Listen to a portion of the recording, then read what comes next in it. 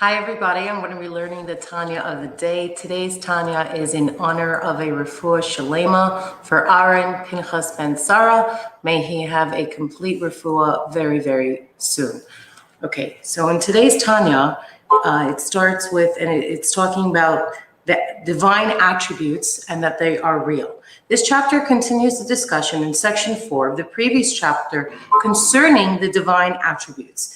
In this chapter, we will learn that the attributes are real and not merely metaphorical, that they cannot be understood by even through prophecy, be grasped to some extent by the soul in the afterlife. So it's saying that it's very real. It's not just a metaphorical thing, and that we can't grasp it, which makes sense, right? We can't possibly grasp our Creator, but when in the afterworld, our soul can grasp it in some sense. This is the meaning of what our sages taught. Originally, God thought to create the attribute of judgment, but he saw that the world wouldn't last. So he added his attribute of compassion. If we were to look at God's attribute of judgment, Gevurah, as a totally independent power from his attribute of chesed, which is kindness, this statement would make no sense. How could God possibly create the world with his attribute of judgment if all Gevurah does is conceal, diminish, and hide? It must be the case, as we have argued in chapter 4, that there is a deep integration between chesed and Gevurah. Chesed, which is kindness, provides the energy. Gevurah, which is judgment, provides the containment. And chesed is the light, and Gevurah is the vessel. So when originally God thought to create the world with his attribute of judgment, it means that in the careful balance between chesed and Gevurah, God originally intended there to be more Gevurah, so that his creative power, chesed, would be completely hidden.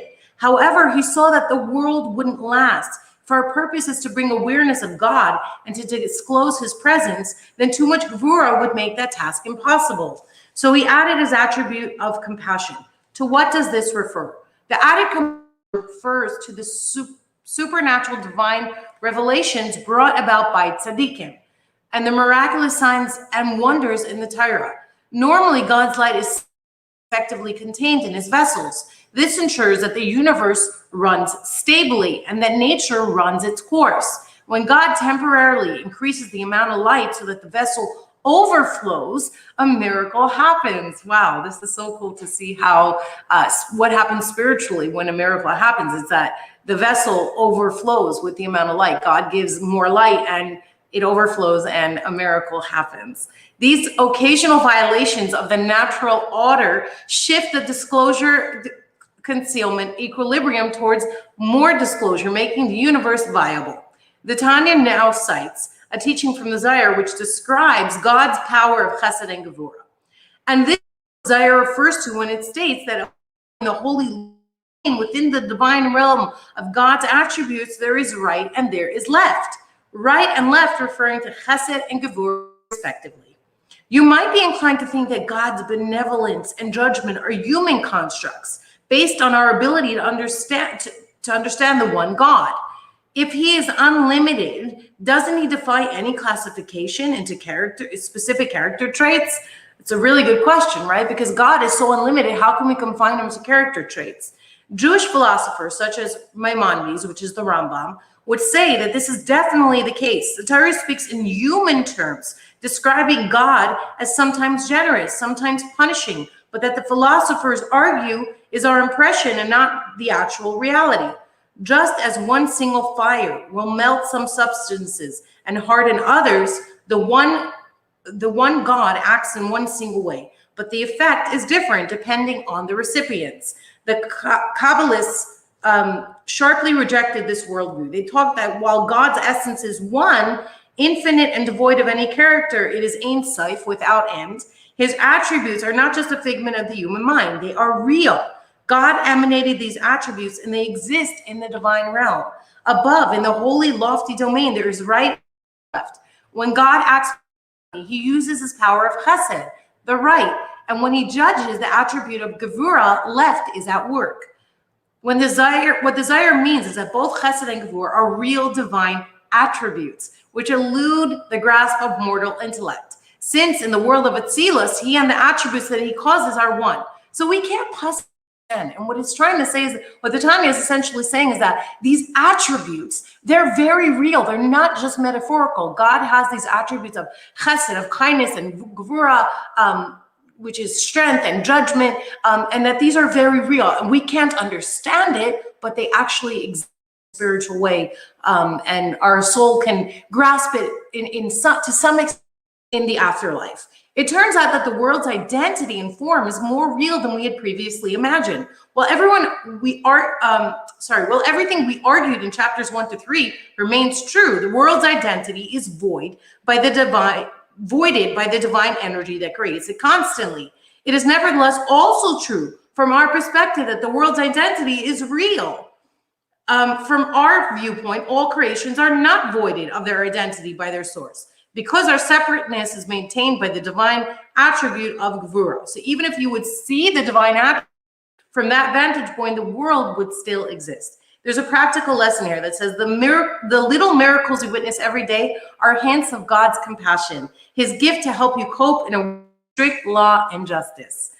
And it's so beautiful when you start to recognize like the little gifts, and you realize that like this is light that is overflowing. Like God puts more light, and then it overflows and a miracle happens. It's such an incredible way to look at the world, to look at your life, to start noticing those miracles and say like, gosh, that's God giving me more light. That's God, doing the quarter. And it's really, really incredible. When you bring that awareness to your life, you start to recognize how much God is literally in every aspect of your life, and he's there for you always. As we have just learned, the divine attributes elude the grasp of, right? So we can't possibly understand God and God's attributes. To underscore this point further, the Tanya will show that even the prophets did not merit to perceive the divine attributes. So even the prophets were not able to perceive it. And even what Moses, of blessed memory, grasped through his prophecy, not a direct vision of the world of Atzilus, emanation, but seen through the filtered world of Bria, creation. The realm of divine attributes is called in the Kabbalah the world of Atzilus. Since these attributes are totally one with God, they cannot be perceived by man. Even Moses wasn't able to. Even the prophets who did envision God more directly had to perceive him through a veil. That veiled perspective is called the world of Bria, creation. Creation implies separateness, emanation, oneness. Trying to perceive oneness from a perspective of separateness is like trying to fit a square into a round hole. They are totally incompatible. Even the prophecy of Moshe, which was the greatest in history, only managed to perceive God's oneness through the veil of separation. The Tanya's point here is to impress upon us the divine nature themselves. Emanating chesed and gvura, they may appear as tools or creations, just like everything else in the universe. There is, however, a major distinction. The attributes are divine. They are one with God. Everything else which God made is separate from him.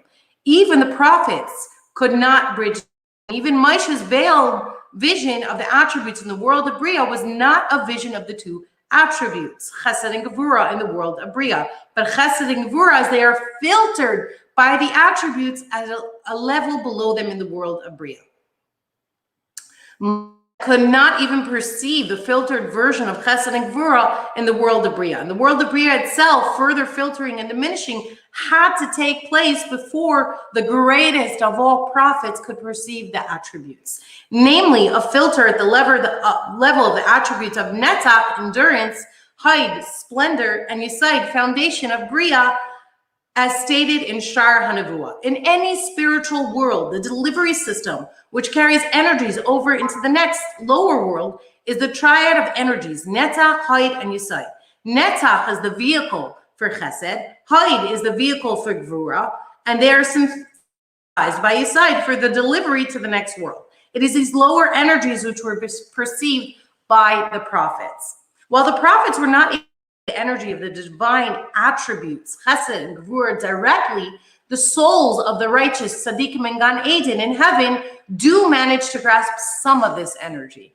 Only the reward for tzaddikim and Gan Eden is to have some grasp of the energy which seeps out, and some of the light which flows from these two attributes, chesed and gevura. As the Talmud states, the tzaddikim sit with their crowns on their heads, enjoying the splendor of the presence of God, which means that they know and grasp some of, and this is from Rambam Laws of Tshuva.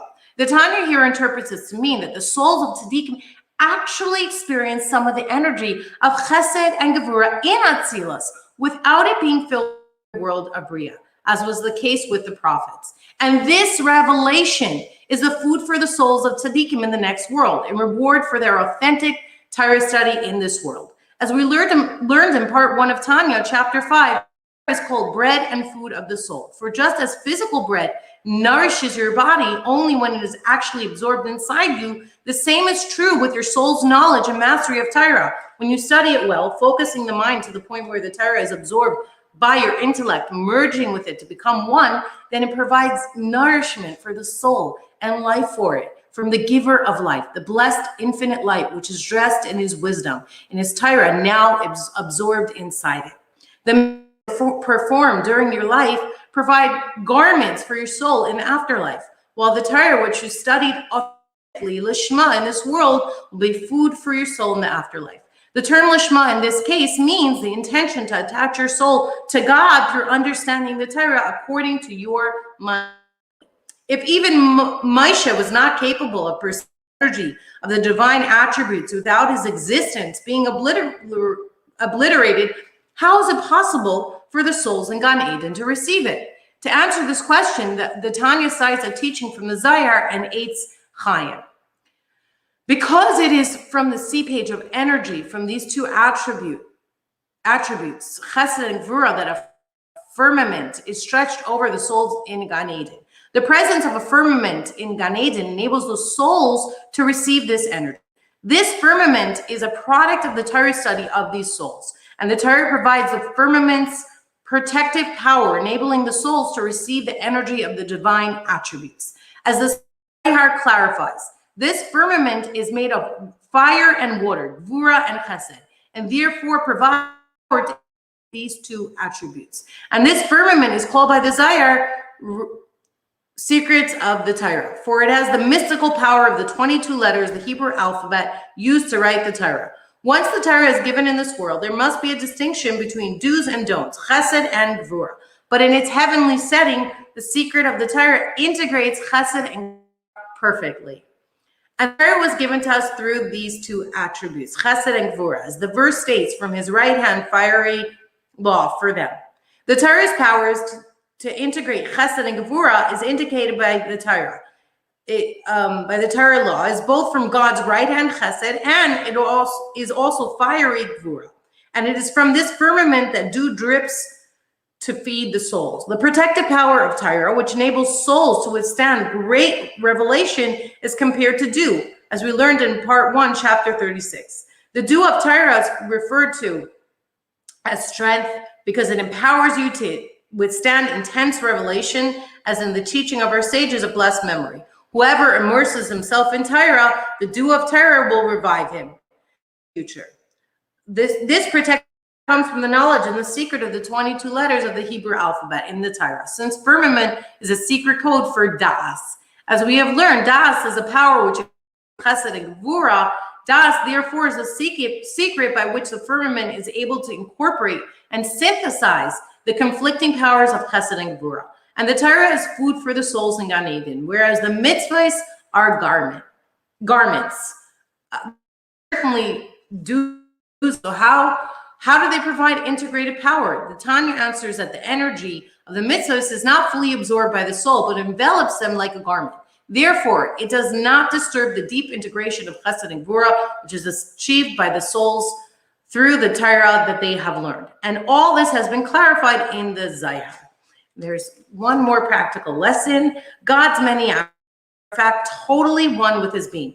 Don't be disturbed if you can't understand that. Even Moses, the greatest of all prophets, couldn't fully grasp it either.